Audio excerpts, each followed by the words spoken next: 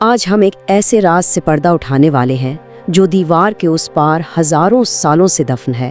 یہ کہانی ہے یاجوج اور ماجوج کی۔ سوچے ذرا، کیا واقعی جدید ٹیکنالوجی نے دنیا کا ہر کونا، ہر چپا چپا دیکھ لیا ہے؟ شاید نہیں۔ کہتے ہیں ایک ایسی جگہ آج بھی ہے جو سیٹلائٹ کی نظروں سے بھی اوجھل ہے، جہاں ایک بہت پرانی، بہت بڑی دیوار کھڑی ہے، اور وہ دیوار اپنے پیچھے ایک خوفناک راز چھپائے ہوئے ہے۔ اس دیوار کے پیچھے قید ہیں یاجوج اور ماجوج۔ یہ کوئی عام قوم نہیں، یہ اربوں کی تعداد میں ایک ایسی مخلوق ہے جن کے بارے میں پیشن گوئی ہے کہ وہ آخری زمانے میں آزاد ہوں گے۔ تو یہ کہانی شروع کہاں سے ہوتی ہے؟ چلیں اس کی شروعات میں چلتے ہیں اور ذوالقرنین کی بنائی ہوئی اس ناقابل یقین دھاتی دیوار کے بارے میں جانتے ہیں۔ ہزاروں سال پہلے کی بات ہے۔ ایک عظیم بادشاہ ذوالقرنین اپنے سفر پر تھے کہ ان کا گزر ایک ایسی قوم کے پاس سے ہوا جو بالکل خوفزدہ تھی۔ کیونکہ پہاڑوں کے پیچھے سے ایک وحشی قوم آتی تھی اور ان کی فصلیں، ان کے جانور، سب کچھ تباہ کر دیتی تھی۔ تو ذوالقرنین نے جو کیا وہ اس دور کے حساب سے ایک انجینئرنگ کا شاہکار تھا۔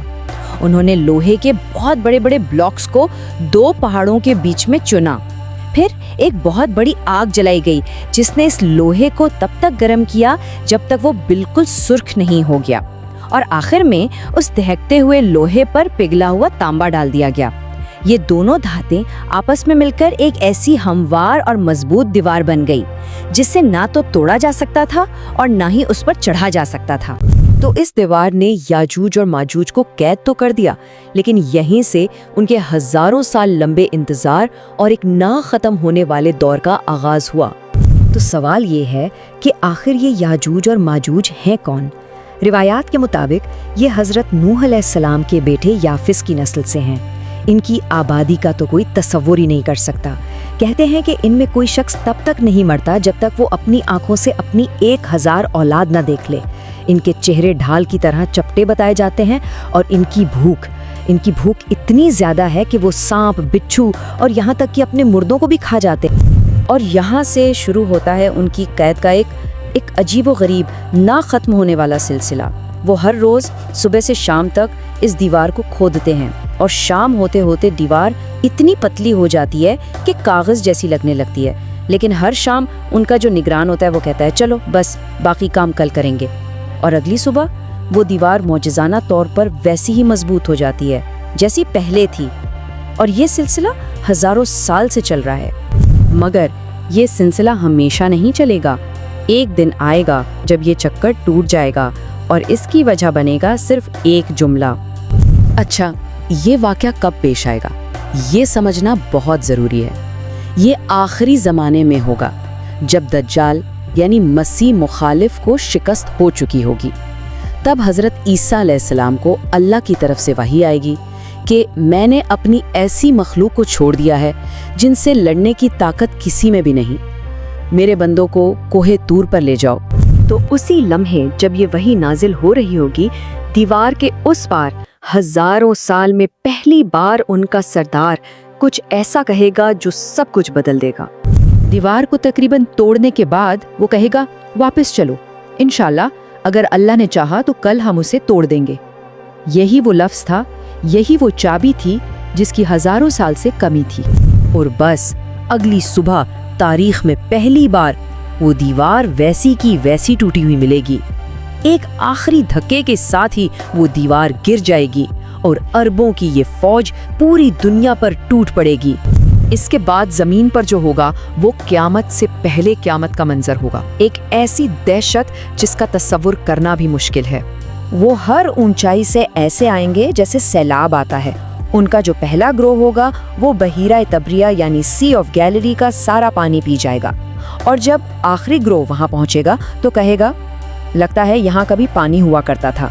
وہ زمین کے تمام وسائل، ساری فصلیں، سارے جانور کھا جائیں گے، اور انسان خوف کے مارے قلعوں میں چھپنے پر مجبور ہو جائیں گے۔ لیکن ان کی تباہی صرف زمین تک محدود نہیں رہے گی۔ ان کا غرور، ان کا تکبر انہیں آسمان تک لے جائے گا۔ وہ کہیں گے ہم نے زمین والوں کو تو ختم کر دیا، چلو اب آسمان والوں کو ختم کرتے ہیں۔ وہ آسمان کی طرف تیر پھینکیں گے اور جب اللہ کی طرف سے وہ تیر خون میں لتھڑے ہوئے واپس آئیں گے تو وہ جشن منائیں گے کہ انہوں نے آسمان والوں کو بھی مار ڈالا۔ تو اس وقت دنیا کی تصویر کیسی ہوگی؟ دو بالکل مختلف منظر۔ ایک طرف کوہ طور پر مسلمان بھوک اور پیاس سے بے حال، جہاں ایک بیل کا سر بھی 100 دینار سے زیادہ قیمتی ہوگا اور وہ صرف اللہ کے ذکر اور دعا پر زندہ ہوں گے، اور دوسری طرف باقی زمین پر یاجوج اور ماجوج اپنی فتح کا جشن منا رہے ہوں گے۔ لیکن جب ظلم اپنی انتہا کو پہنچتا ہے تو وہ مٹ جاتا ہے۔ اس کے بعد خدائی مدد آئے گی اور ایک نئی دنیا کی بنیاد رکھی جائے گی۔ حضرت عیسیٰ علیہ السلام اور ان کے ساتھی اللہ سے دعا کریں گے اور جواب آئے گا، اللہ تعالیٰ ان کی گردنوں میں صرف ایک قسم کا کیڑا پیدا کر دے گا اور پھر صرف ایک ہی لمحے میں اربوں کی یہ پوری فوج ایک ساتھ ایک ہی وقت میں ہلاک ہو جائے گی۔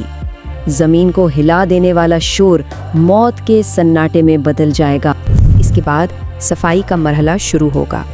اللہ تعالیٰ بختی اونٹوں جیسی گردنوں والے بہت بڑے بڑے پرندے بھیجیں گے جو ان کی لاشوں کو اٹھا کر سمندر میں پھینک دیں گے، اور پھر ایک ایسی موسلادھار بارش ہوگی جو پوری زمین کو دھو کر آئینے کی طرح چمکا دے گی، اور اس کے بعد زمین اپنی تمام برکتیں باہر نکال دے گی۔ پھل اتنے بڑے ہوں گے کہ ایک انار کے چھلکے کے نیچے ایک پوری جماعت آرام کر سکے گی۔ یاجوج اور ماجوج کے چھوڑے ہوئے تیر، کمان اور ڈھالیں اتنی زیادہ ہوں گی کہ مسلمان 7 سال تک انہیں لکڑی کی جگہ جلاتے رہیں گے۔